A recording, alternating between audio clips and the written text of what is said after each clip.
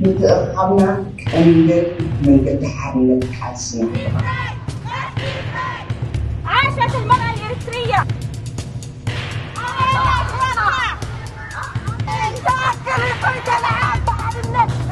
كل خناجيتات إرثا عبزها لخن حلخن ما انتهزبخن لو بتعتها. السلام عليكم ورحمة الله تعالى وبركاته. اسمي أسمهان علي نعمان من شبكة المرأة الإريترية في لندن. نعيش هذه الأيام ذكرى 16 يوما لمناهضة العنف ضد النساء، وبهذه المناسبة تقدم شبكة المرأة الإريترية عضوة الشرف الدكتورة إشراقة مصطفى حامد، وهي ناشطة في حقوق الإنسان خاصة حقوق المرأة، أيضا كاتبة ومترجمة وباحثة، حاصلة على الماجستير في الإعلام والدكتوراه في العلوم السياسية. أسست الدكتورة العديد من المنظمات الخاصة بالمهاجرات والمهاجرين بالنمسا، حاصلة على العديد من الجوائز وآخرها وأهمها الميدالية الذهبية من حكومة العاصمة النمساوية فيينا، وهي أعلى ميدالية يتم منحها لمن أثروا في المجتمع النمساوي أثرا إيجابيا. وشكرا.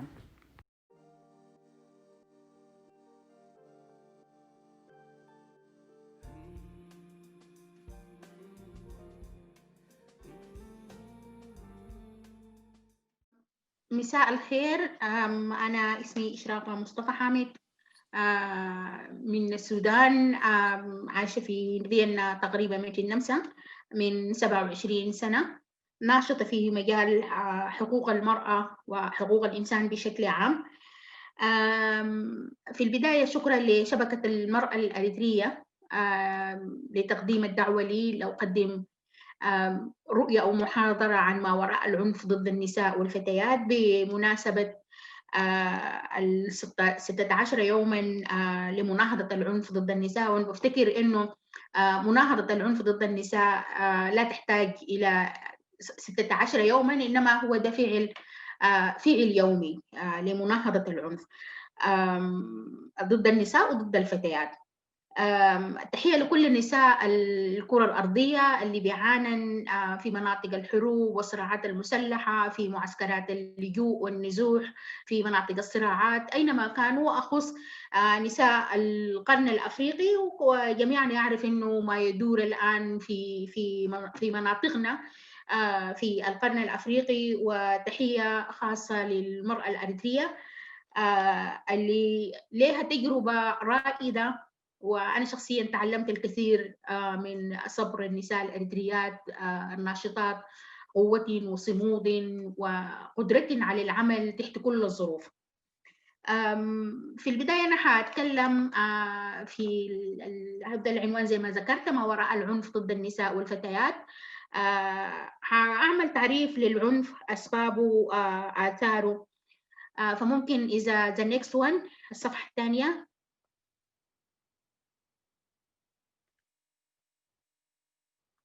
لأنه تعريف العنف هو انتهاك للإنسانية بشكل عام، انتهاك للمرأة وضد حقوق الإنسان، وبيعني استخدام القوة سواء كانت مادية أو معنوية من آخر ضد آخر تاني. الآخر اللي بيستخدم هذه القوة مادية أو معنوية باليد أو باللسان بيعتقد إنه هو عنده الامتياز بتاع السلطة وبتاع القوة ليقهر الآخر.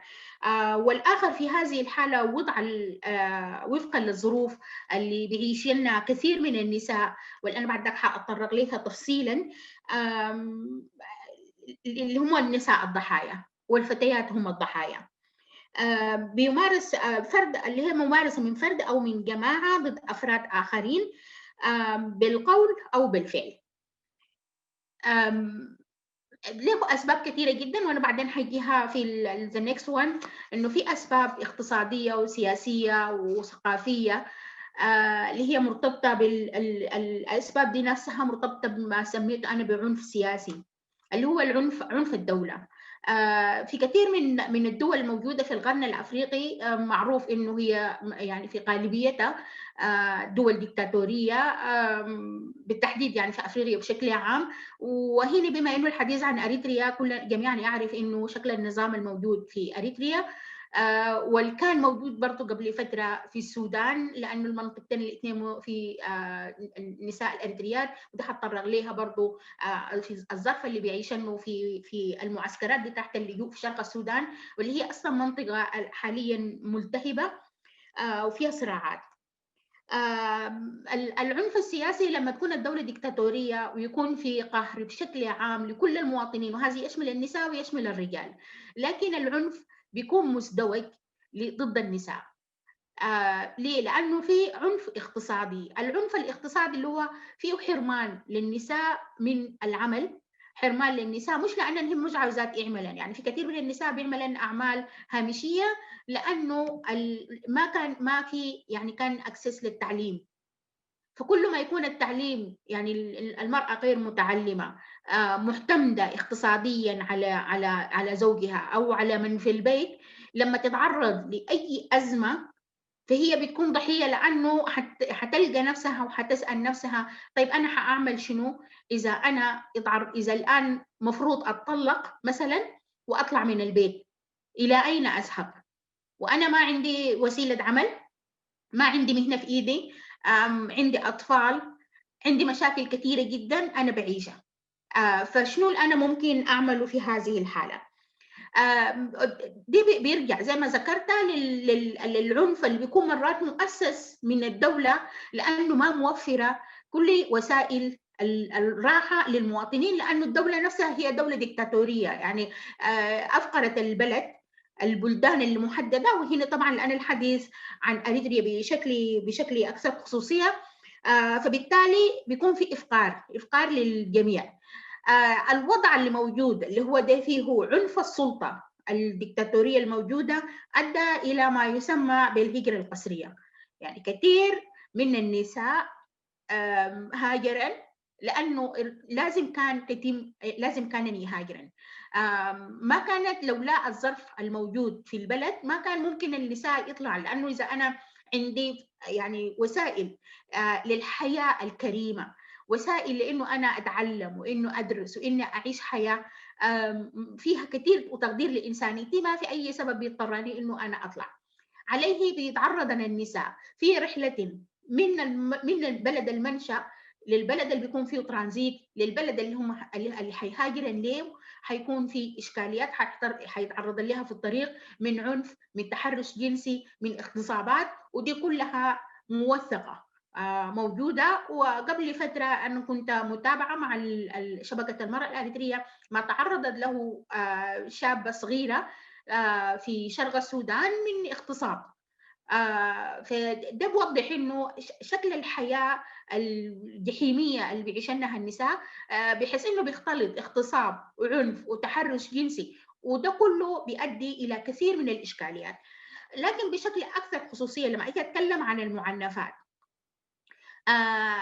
في المعنفات في البنات اللي بيتعرضن للختان، يعني ودي هي مرتبطة، كثير من الناس بيفسروها انه ده يعني مرتبطة بتقاليد، مرتبطة بثقافة، لكن انا بالنسبة لي هي دي عندها برضه بعد اقتصادي وبعد سياسي.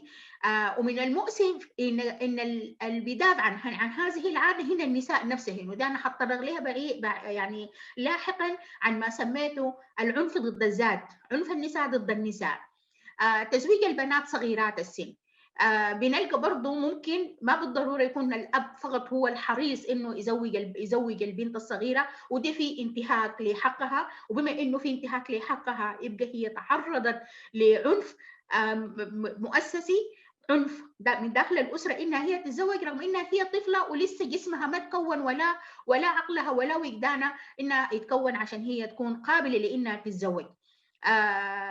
برضو العنف اللي بيتعرضوا له الارامل من انتهاكات بشكل عام، يعني ممكن لانه ممكن ما يكون عندها شغل، ممكن تكون عرضه لكثير من التحرشات، لكثير من العنف اللي ممكن تتعرض له. وانا شاهدت مره في السودان، يعني السيده وبعد انا حكيت معاها، يعني ده باكد انه العنف هو اللي بيحصل للنساء في اريتريا هو ما بيختلف كثير عن العنف اللي ممكن تتعرض له امراه في اثيوبيا او في جيبوتي او في السودان او في اي منطقه في العالم، فقط بتختلف من حيث الوضع السياسي، لانه لما تكون في ديمقراطيه بيكون صوت النساء عالي، بيقدرن ينظم نفسهم بشكل يعني شكل افضل وصوتهم بيصل.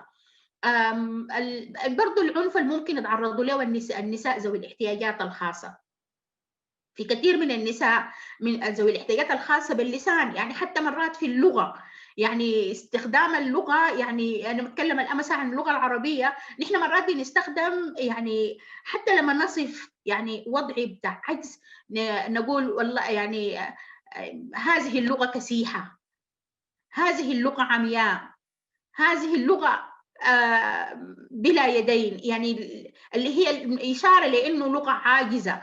واللغة العاجزة لما أنت تشير لها بأنه هي يعني لغة صماء أو لغة عمياء فيها تجريح للنساء اللي بتكون، ودي طبعا برضو بتشمل في الحالة دي الرجال، لكن أنا هنا بتكلم عن لأنه الرجل عنده امتياز، نوعه امتياز إنه هو رجل، فالمرأة هي ما عندها الامتياز ده، نوع بالعكس قاعد يكون دائما سبب لتمييزها. برضو الإثنيات المهمشة، لأنه لما نتكلم عن العنف وقلنا العنف ممكن يكون مادي باليد وممكن يكون باللسان، وده قاسي جدا برضو. ولما يكون باللسان ده ممكن يتعرض له نساء من إثنيات مهمشة داخل الدولة، يعني ممكن يكون في تمييز عنصري تجاههن، ممكن يكون إساءة لهن بشكل لون أو شكل شعرهن أو أي شيء، رغم إنه لما نجي يعني أغلبيتنا لما نسافر ونجي في أوروبا بنكتشف إنه ما في الأوروبيين ما بيعملوا فرق ما بين، يعني ما بيكونوا مرات فاهمين إنه أنت من نيجيريا ولا من أثيوبيا ولا من السودان ولا من أريتريا. لكن النساء اللي بيكونوا داخل أوطاننا من الإثنيات المهمشة بيتعرضوا لعنف مزدوج، عنف إنهن النساء زي ما بيتعرضوا له كثير من النساء الاخريات، وعنف باعتبار انهن اثنيات. وده اللي هم بيتعرضوا كثير للتحرشات الجنسيه، لانه يحتوي في كثير من يعني اعتقاد خاطئ انه يعني هي في النهايه ما يعني من اثنيه، يعني ما عندها الامتياز انه هي ممكن تحافظ على نفسها، يعني انه إن عندك الحق بمنتهى البجاحه انك انت تنتهك حقها كانسانه. نمشي للبوستر اللي بعده. the next one please. في الأسباب، أسباب العنف فيها ما يتعلق بالسياسي وما يتعلق بالاقتصاد، وطبعا لا يمكن فصل الاقتصادي عن السياسي. اللي يكون في الدولة لما تكون ما مهتمة بأنه توفر مقاعد للتعليم، مدارس للبنات، مدارس للنساء، وانا سميت الفقر، هو في الحقيقه ما فقر، هو افقار، لانه بيكون في افقار ممنهج من الدوله انه تفقر هؤلاء يعني هذه الشعوب، وانها تخليها وبالتحديد النساء، لانه المراه لما تكون ما متعلمه ويتم تزويجها وهي صغيره السن بتكون واقعه تحت رحمه الزوج اللي هو نفسه بيكون برضه ما تلقى من التعليم كفايه، وبالتالي بيعمل عمل هامشي ما يتعرض له هو نفسه من انتهاك في حقوقه. بيجي لما يرجع البيت بيكون كل هذا بيرجع بيفرغوا على هذه المرأة، وبالتالي الأساس في كل هذه القضية هو الاعتماد على الذات. لكن الاعتماد على الذات هو بيتعلق الاعتماد على انه الدوله تقوم بدورها، وانه يكون كل انسان عنده الحق الكامل في التعليم، الحق الكامل في العمل، الحق الكامل في الاعتماد على الذات.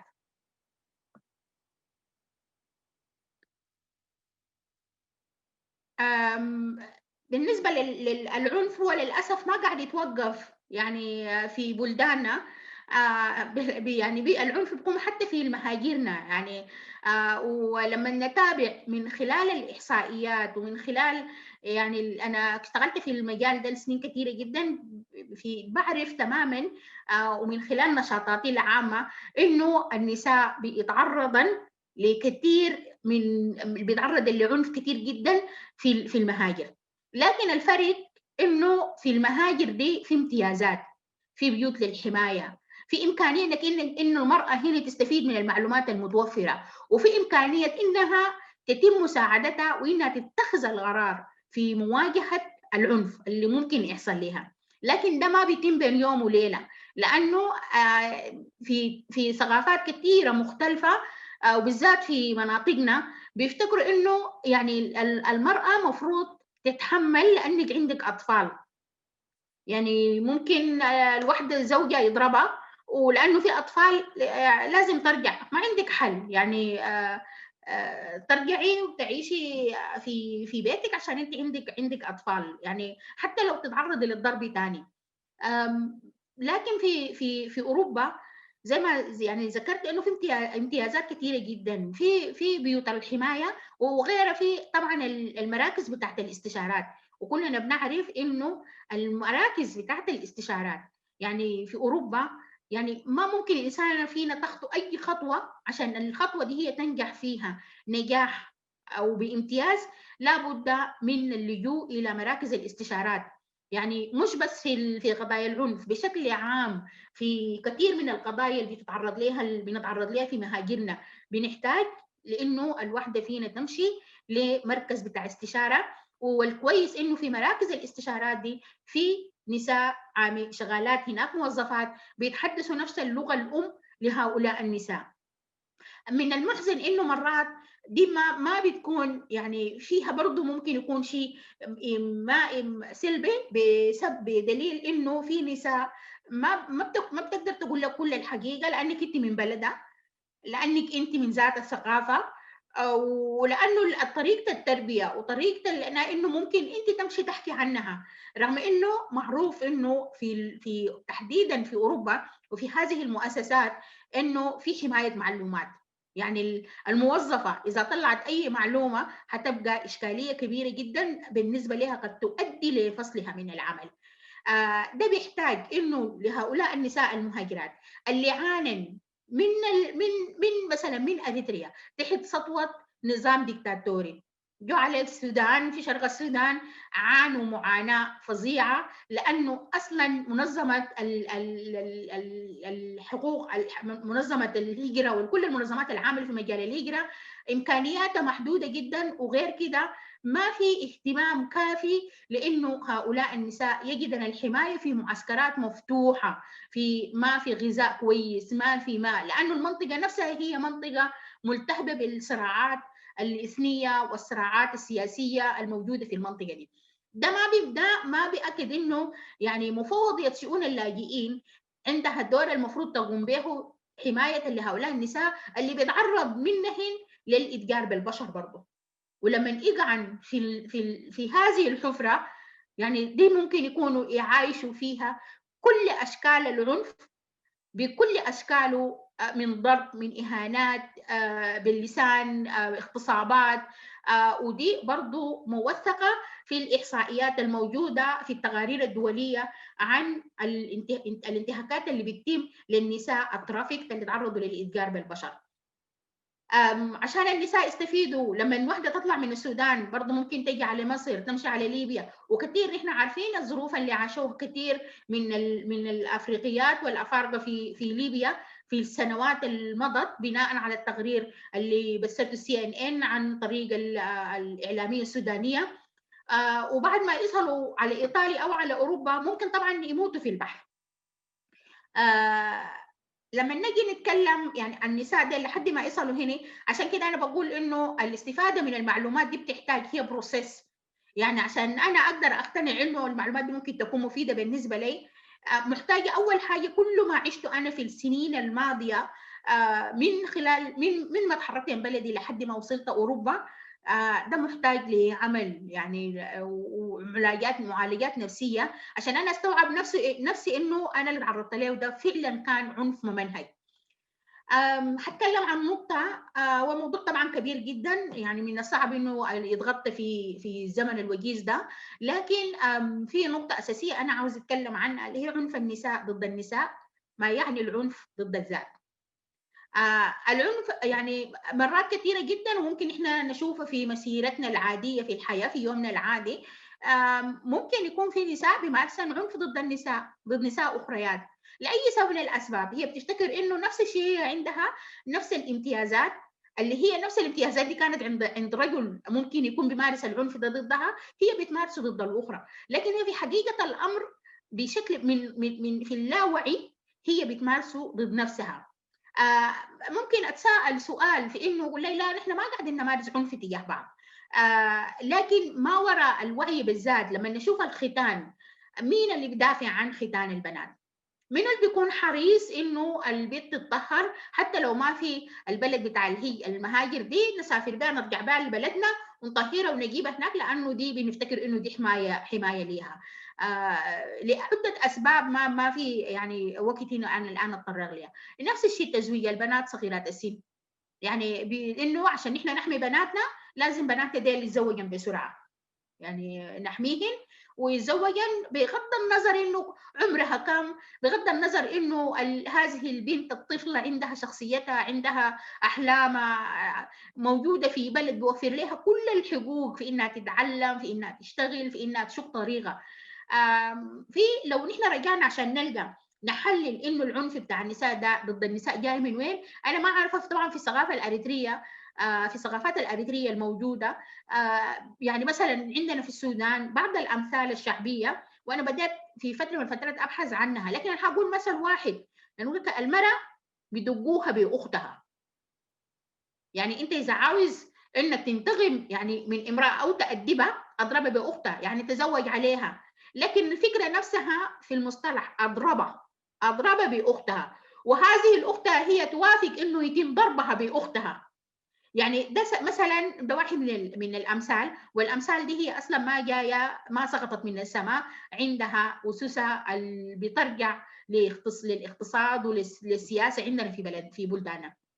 برضه عندنا في السودان مثلا، وده مؤكد لو نحن رجعنا للاغاني او الهزوجات اللي كانت في المدارس بكل اللغات المختلفه في اريتريا، زي ما نحن بنسميه في السودان اغاني البنات، ممكن برضه نلقى كثير من ما يعرف بهذه انها هي اغاني فيها كثير من العنف. يعني احنا في اغاني كثيره جدا موجوده الان يعني في السودان بتنتهج، يعني انا كامراه بغني ضد امراه اخرى من غير يعني هل انا واعيه للمساله دي او ما واعيه لها، المهم هي المساله دي موجوده، وده باكد انا الفرضيه اللي افترضتها انه في عنف نساء ضد النساء. وفي برضه من واحده من انه يكون انا اتعرض مثلا انك المراه يكون في عنف ضد الذات لما تستسلم للعنف، يكون ده بالنسبه لها بانه انا بستسلم لانه ما عندي حل. انا في واحده من الوظائف المؤسسه اللي اشتغلت فيها، يعني انا حكت لي واحده قالت لي انا يعني اذا ما يعني كل يوم اذا ما سمعت كلام فيه اساءات وتجريح ما بقدر انام، يعني اذا ما سمعت كلام كله مرارات ما بقدر انام. فده هو شكل من اشكال الاستسلام الكامل يعني زي الاستئباد، زي العبوديه. نمشي خطوه لقدام ونشوف بوست the next one.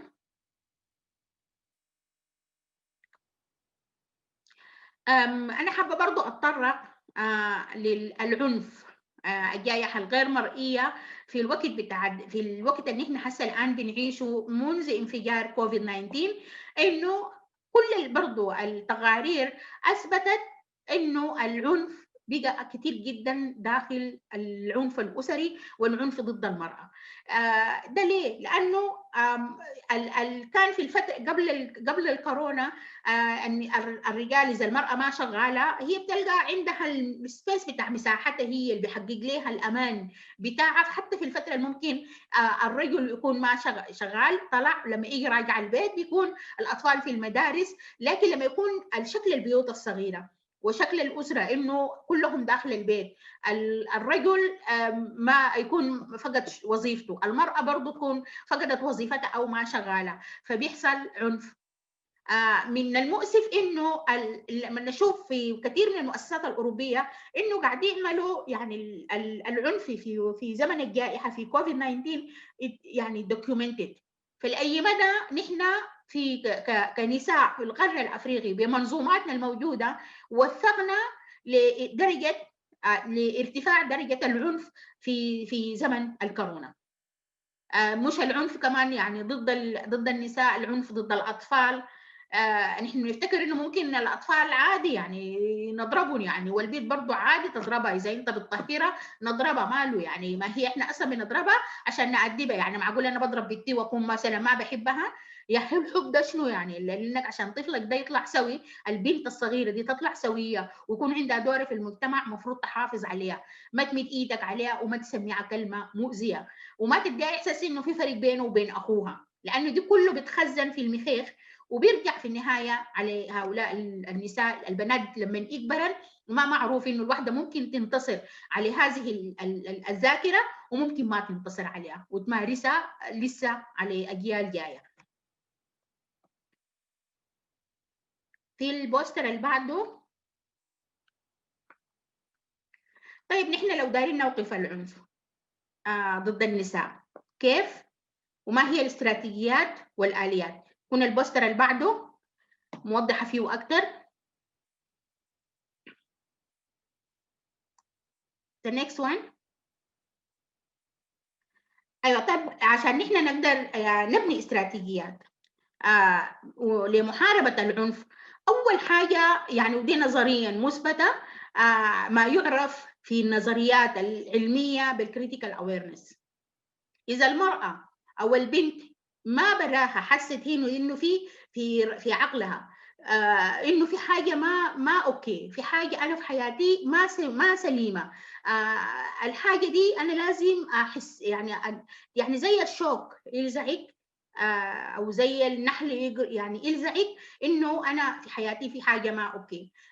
البنت في حاجه في حياتها ما هي يعني هي ما مرتاحه، هي بتتعرض لعنف، هي بتتعرض النساء والبنات اذا ما حسوا الفتيات بهذا الاحساس بيبقى من الصعب ننتقل للخطوه اللي بعدها. حتى لو نحن اقنعنا بعض النساء انه يمشوا لمؤسسات بتاعت استشاره، هي ما ممكن تقدر تقتنع بما يقال لها في مؤسسات الاستشاره ما دام الوعي النقدي فيها هي يشتغل، انه انا ما يعني حياتي انا عايشاه دي حياه فيها كثير من المآسي وانا عاوزه اوقف المأساة دي. ودي عشان الوحده تصل وانه تتم محاربه لكل الاحزان دي، الحاجه دي مش سهله، هي very long process ومؤلم جدا يعني ما بروسيس يعني عاديه، يعني فيها كثير من الالم وكثير من الجروح وكثير من الدموع وكثير من الاسى، لكن وانس انك انت مشيتي الخطوه الاولى دي حتنتصري. المهم انه الوعي النقدي ده يشتغل، لانه لما يشتغل الوعي النقدي معلش انا كتبت الطاقات، انا قصدي الطاقات الكامنه مش الطاقات الكامبه، خطا في الطباعه. لان لما اشتغل الوعي النقدي في طاقات كامنه جواك حتكتشفيها. الطاقات الكامنه دي هي مرتبطه بمصادر القوه اللي جواكي، انت حتكتشفيها وحتتلمسيها، انه انت قادره تشوفي، قادره تعرفي ظروفك دي الحاصل لك، وقادره تكتشفي انه انت عندك القدره ولو ضئيله انك تحسيها. دي بتخليك دي بتفتح داخلك لمزيد من اكتشاف الطاقات الكامنه جواك والقدرات الكامنه جواك لتغيير الواقع بتاعك. واقعك ده ما ممكن يتغير اذا انت ما اكتشفتي هذه الطاقات الكامنه الموجوده والقدرات الموجوده جواك. في المصادر انا اتكلم عنها هي نوعين زي ما قلت، في الطاقات الكامنه داخلك انت، المصادر ما اسميها بالمصادر الذاتيه من قدرات، من امكانيات متاحه جواك، من قدره على التعلم، من قدره على اكتساب خبرات، وفي المرتبطه بالدوله. في دولنا للأسف ما في يعني القوانين، حتى إن وجدت القانون لا يمكن تفعيله ما لم يكون في له أساس دستور ديمقراطي. وطيلة ما إنه في ديكتاتوريات من الصعب جدا يتم تفعيل القوانين دي. يعني القانون ده بيتم تفعيله لما يكون في ديمقراطية، لما يكون في حرية رأي. عليه الدولة ممكن تقوم بدورها كاملا لما يكون في دستور ديمقراطي بيدي النساء ديل حقهن في انه لما تتعرض لعنف تعرف انه في قانون بيحميها، انها تمشي للمؤسسات المحدده اللي بتقدم لها حمايه. ودي لما نشوف في بلداننا للاسف في مؤسسات استشاريه، لكن نسبه للظروف الاقتصاديه الموجوده في هذه البلدان من الصعب جدا تكون في بيوت متوفره لكثير من النساء اللي بيتعرضوا للعنف.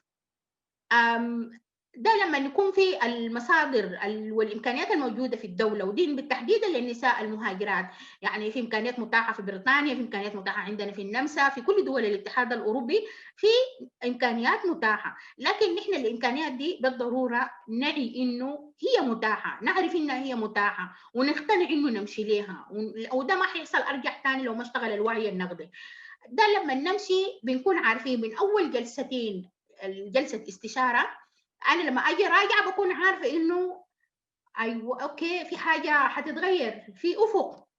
المؤسسه دي ادتني كم اوبشنز، انه انا ممكن امشي اتعلم اللغه، انا ممكن اتعرف ويحصل اعمل نتورك، لانه انا المنظمه دي وضحت لي من خلال المستشاره اللي بتكون بتتكلم نفس اللغه الام بتاعتك انه في منظمه مثلا في نتورك افريقيان ويمن انك انت ممكن تعرفي دربها تمشي تشبكي نفسك معاهم او مع منظمات شبيهه انت بتشتركي معاها في ارائك وفي افكارك وفي احلامك او في مشاكلك نفسها.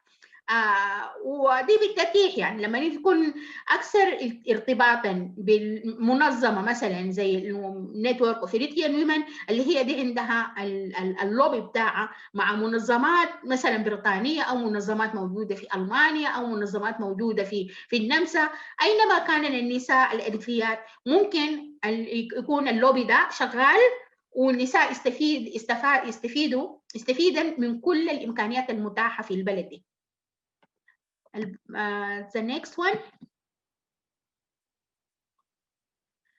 بس ملحوظة هامة أنا دايرة أقول إنه حقوق الصور والأشكال المعروضة في هذا العرض محفوظة، استخدمتها من جوجل لتوضيح فكرة العرض وتسهيل فهمها، وذلك حرصا على حقوق الآخرين. أعتقد في the last one معا ضد العنف. من الصورة بيتضح إنه نحن يعني together we can achieve. ده بيحتاج لتبادل خبرات، بيحتاج لأنه نسمع بعض، نتبادل خبراتنا، نبني استراتيجيات مشتركة، خصوصا إذا نحن اقتنعنا بالذات في منطقة القرن الأفريقي إنه نحن كشعوب قضايانا مشتركة، أحلامنا مشتركة. الأنظمة لما تكون عندنا القدرة في إنه نتوحد كنساء في منطقة القرن الأفريقي حنستطيع إنه نحقق الكثير. شكرا لحسن الاستماع. يعني تقديم ممتاز جدا. بس عايزة أسألك سؤال يا دكتورة إشراقة. السؤال ده بيواجهنا كثير لما الواحد يعني يحاول يعمل توعية بالنسبة للعنف ضد المرأة وكيف ممكن الواحد يشتغل مع بعض، ويعني في الحملات بيواجهنا سؤال بيقول إحنا مجتمعنا ما فيه عنف، فكيف ممكن الواحد يرد للمسألة هذه؟ كيف ما في عنف؟ إحنا ممكن نمسك من الطفولة من البيت، بنشوف إنه تم تمييز ما بين البنات وبين الأولاد من الطفولة، مش من كده بس من الولادة نفسها. يعني كلهم بيكونوا متوقعين إنه تجيبي ولد، الولد هو الأساس. يعني لما تجيبي بنت بيكون في أسى، يعني ما بيكون في قبول نفسي، يعني يا ريت لو كان جا ولد. دي من البداية، وده هي الطفلة دي ما حتكون واعية بالكلام ده، لكن الأم نفسها الولدت بتكون حزينة، لأنه بالنسبة للأم يعني في بعض الأمهات بيستلب نفس العقلية وبتكون يعني يا ريت لو جبت ولد. ليه؟ لأنه المجتمع هو عمل الصياغة دي لوعي بعض النساء إنه الولد هو الأساس، والولد هو المهم، والولد هو اللي بيشتغل. رغم إنه لما نيجي نرجع الآن ونعمل إحصائيات في بلداننا بنشوف إنه النساء هنا المنتجات. يعني النسبة بتاعت النساء، يعني البنت لما تطلع برا بتكون شايلة هم أهلها بشكل أكبر، إنه أنا عاوزة أساعد أهلي، أنا عاوزة أقدم خدمات، أنا عاوزة. نجي نشوف التعليم، المناهج التعليمية لما نيجي نشوف، يعني أنا ممكن أتكلم لأن يعني وحريصة جدا حقيقة اللي قدام أبحث، يعني إنه الثورة الأريترية ممكن تكون حققت أشياء، لكن بعدها يعني السرقة اللي تمت للثورة الأريترية عبر دكتاتور حاكم الآن في أريتريا، لأي مدى تم تغيير في المناهج؟ يعني هل المنهج المدرسي، المناهج المدارس فيها تمجيد للأولاد، ولا بتدي يعني احساس انه البنت والولد يعني عندهم نفس الحقوق ونفس الواجبات؟ نجي نشوف الختان، ده احنا العنف. نجي نشوف تزويج البنات صغيرات السن، ده شكل من اشكال العنف. نجي نشوف بنتعامل يعني مع ذوي الاحتياجات الخاصه، كيف بنتعامل مع الارامل. يعني نرجع بس بذاكرتنا وحنصل لنتيجه انه ده ماشي طبيعي اللي قاعد بيحصل ده، بالذات لما تجي تهاجري وتشوفي انه كيف انت ممكن تكون هنا حقوقك محترمه. ما لانه في اوروبا ما في عنف، بالمناسبه في اوروبا في عنف كبير جدا، وبين كله يعني ممكن كل 5 نساء في امراه بتتعرض للعنف، ودي نسبه كبيره جدا. والان في زمن في الكوفيد 19 الوقت ده زادت بشكل افظع. في عنف، ونحن ما نحاول يعني نديس راسنا في الرمال ونقول لا ما في عنف، لا في عنف. وعندي سؤال ثاني، هل الطفل الذي يولد في منزل مسيء أكثر عرضة لأن يكبر ليصبح مسيئا أو متعنفا مثلا؟ هي بتحتمل. يعني أنا ذكرت إنه يعني الطفل اللي ممكن يتعرض الطفلة تعرضت لعنف أو الطفل يتعرض لعنف ممكن يستلب نفس عقلية الإنسان اللي مارس تجاهه عنف. لكن إذا أتيح لهذا الإنسان إنه يتعالج، يتخلص من هذه الذاكرة المريرة، وده بيتم ما ممكن يتم إذا هو نفسه أو هي نفسها جلست مع نفسها وشافت إنه يعني أنا بضرب بنتي. لأنه أنا يعني برضو من التجارب اللي عشتها في خلال شغلي، يعني في واحدة بتحكي يعني بمرارة إنه هي قاعدة تضرب، يعني زوجها بيضربها وهي بتيجي تضرب، يعني ما بتكون زهقانة بتيجي تضرب طفلتها. أو الأطفال يشوفوا الأب بيضرب الأم، أو يشوفوهم الاثنين بيصرخوا في بعض.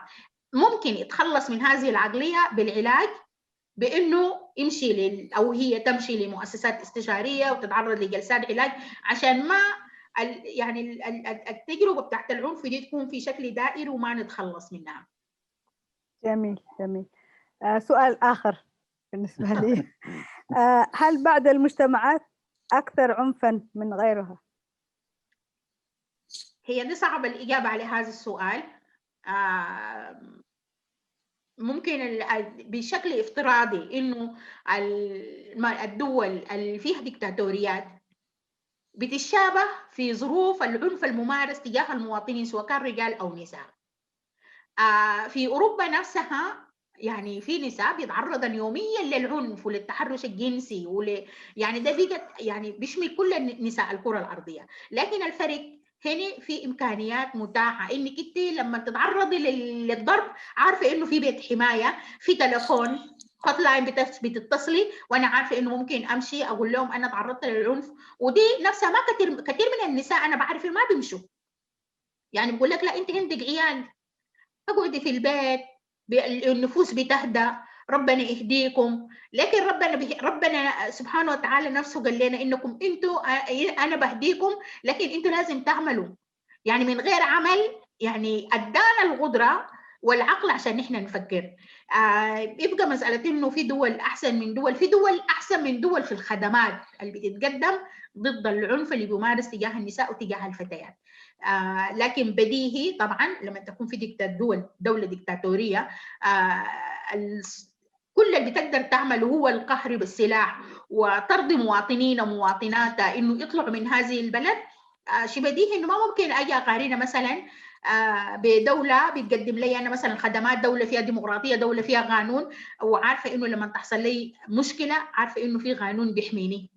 ودي اهم حاجه، انه القانون والوعي بالقانون. يعني في كثير في قوانين ممكن نكون احنا ما واعيين بها. عشان كده وجود يعني نتورك زي النتورك بتاعت الاريتريان ويمن دي مهمه جدا، لانه بتملك كثير من النساء مفاتيح للمعرفه بالواقع اللي هم عايشين فيه، سواء في بريطانيا او في اي دوله من دول المهاجر، وحتى داخل بلداننا الام. جميل، شكرا شكرا. العفو. نسرة عندك سؤال؟ أيوة، أنا عندي سؤال حسي في الآخرة اللي قلتيها شراغة.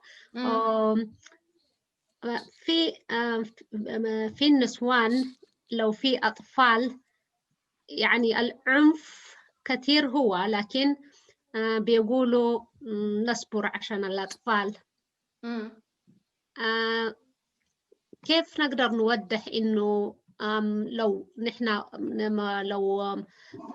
لو بعدنا العنف حيكون لأحسن؟ ما ممكن كمان لو واجهنا العنف ما معناته حتتفاصل مع زوجها ولا حيمشوا، ممكن يقدر يتصلح. في الناس بيقولوا لو طلع الكلام من بيت خلاص ما فيه رجعة. ده سؤال مهم جدا جدا يا نصرة، لأنه هي طبعا المسألة دي هي ما سهلة. يعني اتخاذ قرار بأنه المرأة تختار يعني إنها تحمي نفسها، وفي النهاية يعني تحمي بيتها، تحمي أطفالها، لأنه شيء طبيعي جدا ومعروف إنه البيت اللي ممكن يكون فيه عنف بشكل منتظم مش ضروري الضرب، لأنه مرات العنف بالكلام أقصى مرات من الضرب. ممكن آثار الضرب اللي بيكون بيظهر في الجسم ممكن تمشي تجيبي دواء وتزيليه، لكن اللي بيكون في الروح من الصعب لأنه غير مرئي. يعني بيكون بيعذب المرأة أو يعذب الطفلة أو يعذب الأطفال بشكل يومي. المرأة هي بالضرورة يعني إذا وعيت إنه أنا مفروض أحمي أطفالي، وإنه الأطفال ديل إذا عاشوا في بيت فيه كثير من العنف حيطلعوا مشوهين. هي لازم لو ما اقتنعت بالفكرة دي من الصعب جدا حتظل قاعدة. لكن أنا متأكدة اللحظة اللي المرأة تفكر فيها إنه يعني أنا يعني حياتي دي هي جحيم لكن أنا حأصبر، اللحظة هي اللي فكرت فيها مهما طال الزمن هي حتتخذ قرار إنها تخلي هذه الحياة المريرة. لكن مرات بيكون توليت، لأنه بتكون هي يعني حصل تشويه نفسي لها ولأطفالها، وحتتعرض بعد ذاك للرحلة المريرة والطويلة للعلاج. لكن اتخاذ قرار يعني ده اللي بيساعد في اتخاذ القرار. احنا طبعا في كثير في العمل الاستشاري انا بعرف كثير من النساء كانوا بيسالوني بيقول لي طيب نحن انا يعني ممكن انت توريني اعمل شنو؟ لا انا ما حوريك، انا بوريكي كل انت براك الان وضحتي الواقع بتاعك 1 2 3 4، وانا بوريك انه الامكانيات المتاحه عندك حاجتين، دايره تقعدي في البيت بالواقع اللي انت وصفتيه لي ده وما دايره تنفصلي، حتعيشي مأساة كبيره جدا، ودي حتتعرض لها يعني حتنعكس سلبيا على صحتك النفسيه وعلى صحه اطفالك النفسيه، ودي ممكن تنعكس على برضه صحتك البدنيه وصحتهم البدنيه. ولا في امكانيات انك انت تمشي تعمل استشاره وتشوفي الامكانيات المتاحه بالنسبه لك وبعدها تتخذي قرار. دي عشان النساء اللي بيتعرضوا للازمات دي محتاجين حقيقه الاريتريان نتورك اوف اريتريان ويمن دور مهم جدا جدا. اذا نحن الان بنتحدث فقط عن النساء الاريتريات، وده نفسه بالمناسبة ما بيختلف كثير عن واقع بعض السودانيات أو بعض الأثيوبيات أو بعض الصوماليات في مهاجرنا. يعني في مهاجرنا دي كثير من النساء بيتعرضوا لكثير من الأزمات لأنها بتكون في صراع، يعني باعتقاد انه انا احسن اقعد لانه انا لو موجوده ومعاي يعني ممكن الرجل يتغير. لكن إذا وصلت الحاجة دي استمرت بشكل منتظم وما تغير، فمن الأفضل إنها هي تغادر، لكن ما حتغادر إلا مساعدات استشارية، لكن هي اللي تتخذ القرار.